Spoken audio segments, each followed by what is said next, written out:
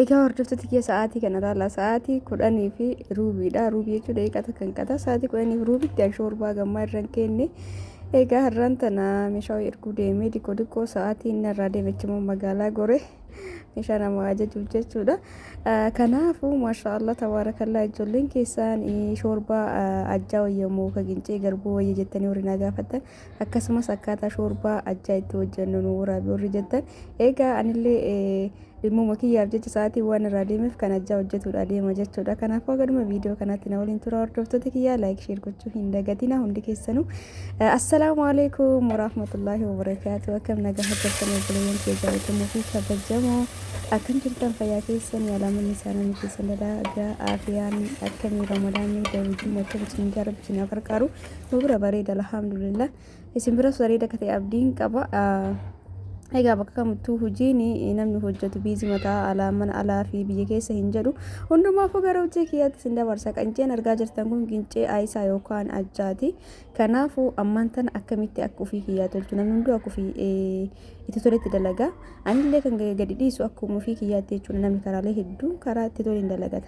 Hundumaafuu baay'isina qincee gizee affeeltanii israaf akka hin taane ganaa kiyya tokkoo fi kalammataa ganaa tokko godha jechuudha. Kaduraa harka tokko kanatti godhe kalammataa immoo ganatti godha gahaadha. Kuni qincee ajjaa yookaan aayisaati jechuudha. Hordoftoota kiyya bismillaan harkaa jige maaliif jennaan sa'aa 10 sa'aatii 9tti manatti galee wallahi biizii ta'e jechuudha. Qincee kana kan inni immoo biteefu yeroo akkanatti biizii ta'u isa godhuu fi sa'aatii 2 caalaan fudhate sanitti yooma san bilchaata maashaallah sininjaa qinceen kuni. Kanaafuu kan garbuu sanii maazarii hojii bakkuma tokkotti dhiyeeffanne kan ammoo dabalatumaan bite gizee akkanaatiif namaa ta'a jechuudha. Asisnitti dhiyeessee argisiisa.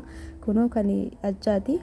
Kasalallee hin fitu sa'aatillee hin fitu maashaallah gizee fayyadamtanillee hedduu jaalattan gizee baay'ee san fayyadamuu ture garuu amma akka bareeda ta'e argee jira jechuudha. Hordoftoota kiyya kanaaf hundi keessanuu yaaluu dandeettanii isinin jaa jechuun gaafa kaanillee godhan gaafa kanas yoo godhan lamaan keessaa akkasinitti tole isin fayyadamtanii koomentii akkana barreessan abdiin qaba. Akkana isinin jaa guuraa waan qabuun fakkaatu garuu kana ani manatti hin qopheessine kan hordoftoota kiyya ordarii godhu fileechumaan ajajadhe jechuudha. Ofuun fileechumaa bitee hordoftoota kiyya gizee baay'ee ijoolleen baay'een qincee uumama mana ajajatanii viidiyoo kan godhin hedduu jira akkasuma akka ergan jeeqamee nu ergi jedhanii sa'aatiin kun akkuma argitan kana sa'aatii 10:10 isinin jira kunuun argitan jedheeti yaada. Kanaafuu ammaan tana isaaga keessaa guuru yaada ganaa ruubiidha amma kan akkanatti akka misiraatti takka takka keessaa guure kasala qabsiisee galirra kaa'u sa'aatii kun tokko ta'uu oolu garuu ni gaafa ga'u dura waan argeefi isiniin jaa gizee muddamaa gizee akkana karaa deemtanii dhuftanii shoobaan kun isiniin dhaqqabne baay'ee takka furmaata guddaadha. Akkasumas jajjabinnaaf illee bareedaadha ajjaanii ni beektanii kanaaf fayyadamaa isiniin jaa haala kanaan garuu sirritti keessaa guuraa isiniin jaa waan guuraa qabu fakkaatu malee waan tokko tokko of keessaa qaba. Dhagaa osoo hin ta'in kama midhaan isaa ta'ee midhaan ni fayyane keessa jiru ni qaba jechuudha. Kanaaf akkanatti irratti akka misiraatti guurutti jira. Bishaan irra kaadheera istoof irratti agartanii maashaallah bareeda kana qulqullaa'uu qaba jechuudha. Hundi isaatiiyyuu akkuma isinitti mul'atu kana dhiyeessee isinitti agarsiise. Akka isinitti mul'atuuf kunoo guuraa isaa agartanii akkana kana baay'ee of keessaa qaba jechuudha. Kanaafuu hundi keessaniyyuu viidiyoo laayikii godhaa ammallee jiddumaan isin yaadachiisa. Akkamitti akka hojjedhu immoo isinitti agarsiisa. Kunoo haala kanaan guuree hundaa waliin gaya.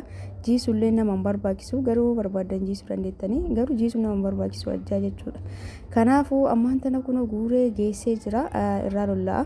Kunoo saanitti naqadhee bishaatti naquun irraa lolla'ee osoo keessaa gadi hin jiisin aga kasala qabsiisu bishaanuma kana keessa dhiisa jechuudha. Kun haguma kasala qabsiisu qofa akkanatti galadee dhiisa.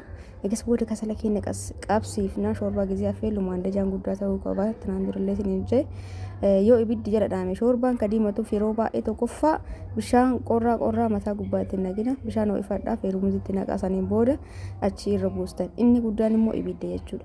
Ibiddi sirritti jala qabatee isaa sirri bareedee bilchaataa jiru yoo jim jala jedheetiin haga ganaa itti dabaltanii kasalli sun qabatutti onni ta'aa deema jechuudha. Diimataa deema shorbaan isin jala akkasiidha. Kuni qofaashaa isinitti fakkaatanii onni immoo kasalli gizee kasalli kun hedduu takka qaxaxisuun rakkisee jira.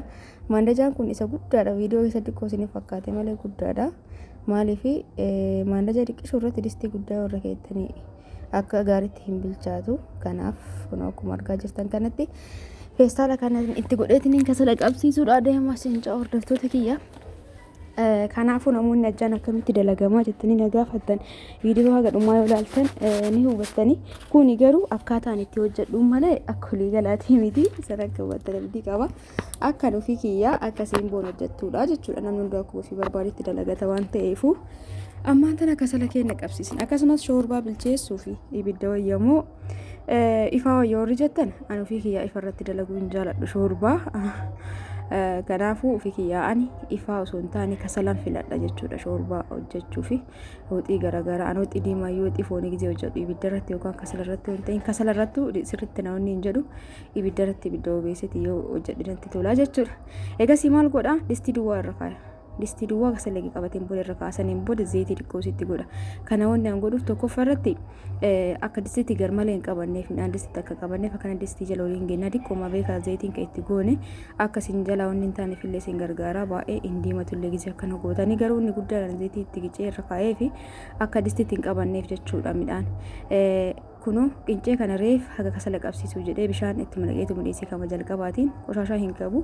Kanaaf ammaan kanarraa gadi jissee itti naqaa jechuudha. Agartanii maashaallah ammayyuu laafaa tokko ta'ee daqiiqaa meeqa keessatti ajjaan hedduu takka dafee bilchaatallee bishaan keessallee bishaatti naqxan daqiiqaa muraasa keessatti laafa. Ammaan tana itti naqa.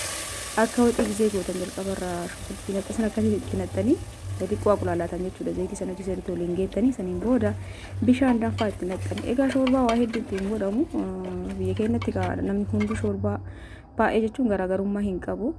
Wanti itti godhamu zinjibilaaf maaf qullubbii adii sukkaara soogidda kanumaa yoo barbaachisaa ta'e dhadhaa xiqqoo keessa buusuu danda'anii namni tokko tokko immoo osoo waa takka ittiin goone qincee qofa bilcheessee ka fayyadamutu jira. Egaa akka qulleetitti waliin geettaniin booda kunoo bishaanan isaanii kanatti ho'ifadhe itti naqadhaa jechuudha. Waan barbaadanitti ho'ifatu mirga keessanii akkasumas ama bishaan yeroo jalqabaa kan akkana itti naqee miti shoorbaan gisee takka inni ta'e ka bilchaatu. Kon amma furdataa deema saniin booda bishaan ho'aas feermuutiin naqxanii itti qicataa haginni bilchaatu eeddanii jechuudha. Ayisaa kana yookaan ajjaa kana akka inni sirriitti bilchaate ka beektaniin qinceen isaa kun amma yoo waliin isinitti mul'ata keessaa kun diimaadha.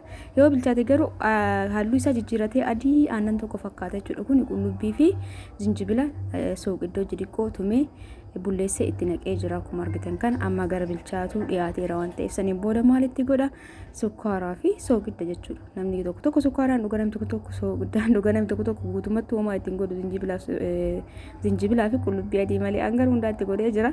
Soogidda xiqqishuma itti godhee dura itti godhee eegasii sukkaaratti godhee yoo irraa baastanii keessan dhadhaa fayyadamuu dandeettan hangaruu raawwadhee jira wanna fayyadamuu hundaatti baasee jechuudha. Eegasii booda irraa baastanii wanni qabbanee fayyadamuu qofaa jechuudha. Ajjaa warri fayyadamtan shoorballeen akkasuma dafee bilchaatu dhowwuu isaati garaagarummaan. Egaa viidiyoon kee kana fakkaata hordoftoota kee akkasitti tole abdiin qaba. Viidiyoo biraatti inshaallah walitti deebina. Maashaallah tabaarakallaa jedha warraa buustanii jedhan kana fakkaata waaw ni jaalattanii hundi keessanuu yaala sa'aatii gabaabaa keessatti bilchaata akkasumas dhandhamni isaa hedduu akka namatti tola jechuudha. Egaa viidiyoo biraatiin angolitti deebiitti hordoftoota kee hundi keessanuu bakkuma jirtanitti fayyaa keessanaa turaa isin jaaladha. Isin kabaja warreen hordoftan warri laayik sheer gootan warri yaada babbareedaan barreessitan rabbi umrii isin haa dheeressu fayyaa keessanaa jiraadha. Halkan gaarii isiniif haa ta'u. Baay baay.